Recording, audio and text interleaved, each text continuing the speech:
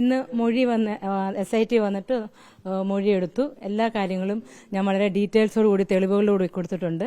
അപ്പോൾ കേസ് എടുത്തിട്ടുണ്ട്. ഇന്ന് 7 പേർക്കുള്ള മൊഴിയെടുക്കുന്നതുകൊണ്ടാണ് ഇത്രയും താമസിച്ചത്. നിങ്ങളെല്ലാം എത്ര നേരം വെയിറ്റ് ചെയ്തല്ലേ. അപ്പോൾ എന്തായാലും ഇന്ന് രാത്രി തന്നെ FIR ഇടുമെന്നാണ് പറഞ്ഞിരിക്കുന്നത്. എൻ്റെ കയ്യിൽ കൈവശം ഉണ്ടായിരുന്നതും നമ്മളോടെ അന്ന് ആരൊക്കെ ഉണ്ടായിരുന്നെന്നും ഞാൻ അന്ന് ആരോടൊക്കെ ഷെയർ ചെയ്യുന്നു അങ്ങനെ വളരെ ഇമ്പോർട്ടൻ്റ് ആയിട്ടുള്ള ഡീറ്റെയിൽസ് കൊടുത്തിട്ടുണ്ട്. എല്ലാ ലൊക്കേഷനും നമുക്ക് പറയാം. കാരണം പല പല സിനിമ ലൊക്കേഷനിലാണല്ലോ പല പല പ്രശ്നങ്ങളുണ്ടായത്. അതുകൊണ്ട് ഏത് സിനിമയായിരുന്നും ഏത് ലൊക്കേഷനാണെന്നും അത് ഏത് ഹോട്ടലിലായിരുന്നു എല്ലാം അവർ എഴുതി എടുത്തിട്ടുണ്ട്. കൊച്ചി തന്നെ എക്സാക്റ്റ് ആയിട്ട് എനിക്കറിയത്തില്ല. കൊച്ചിയിൽ നിന്നാണ് അവരും പറഞ്ഞത് ഞാൻ കേട്ടത്. ഇത് നടന്നത് ശരിക്കും 2008 തൊട്ട് 2012 വരെയുള്ള ആ സമയത്താണ് സംഭവങ്ങളൊക്കെ നടന്നത്. പറഞ്ഞിട്ടുണ്ട്. എന്തൊക്കെയായാലും എനിക്ക് ഒരുപാട് ഈ ഒരു അവസരം പ്രത്യേകിച്ച് ആദ്യം മീഡിയയോട് പറയട്ടെ എൻ്റെ സന്തോഷം.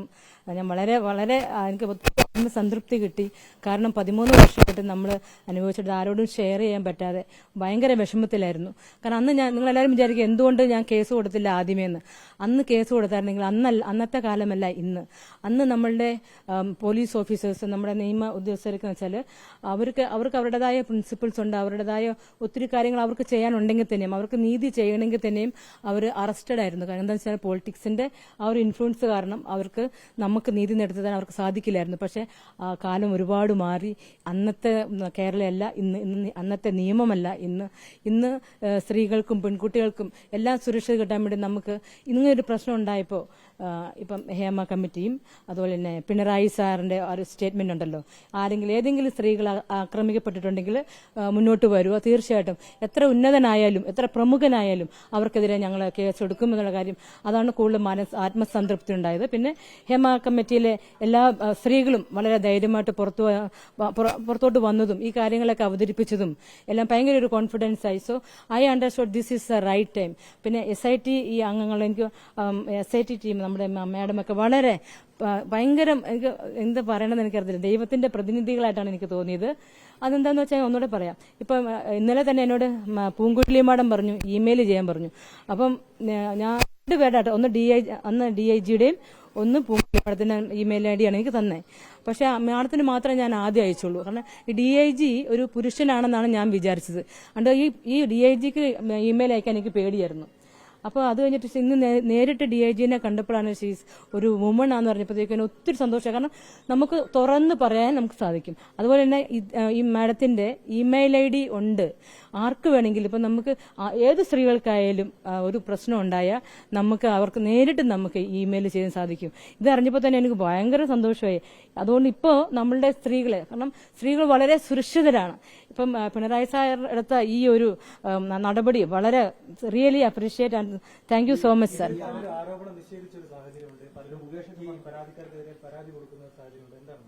പരാതിക്കെതിരെ പരാതി കൊടുക്കും. അത് അന്നേരം അവർ മീഡിയയിൽ പറഞ്ഞതല്ലേ.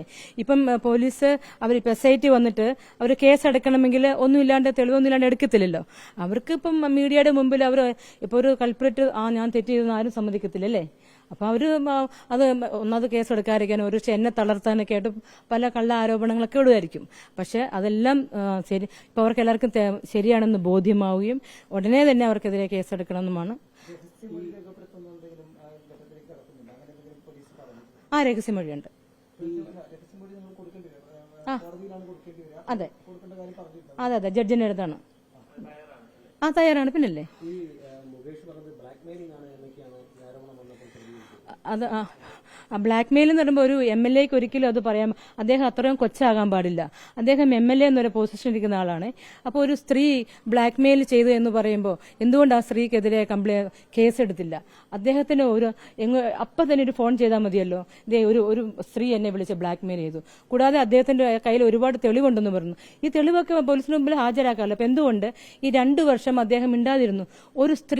ഒരു സ്ത്രീക്ക് ബ്ലാക്ക് മെയിൽ ചെയ്യാനുള്ളതാണോ ഒരു MLA? എന്തുകൊണ്ട് ഇത്രയും 2 വർഷം സൈലന്റ് ആയിട്ടിരുന്നു? അത് നിങ്ങൾ എല്ലാവരും ചിന്തിച്ചു നോക്കിയാൽ മതി. കാരണം ഒന്നാമെന്ന് വെച്ചാൽ ഞാൻ ഭയങ്കര ഈ 2 ദിവസം നല്ല ബിസി ആയതുകൊണ്ട് ഞാൻ ഫോൺ സൈലന്റ് ആക്കി ഇട്ടിരിക്കുകയാണ്.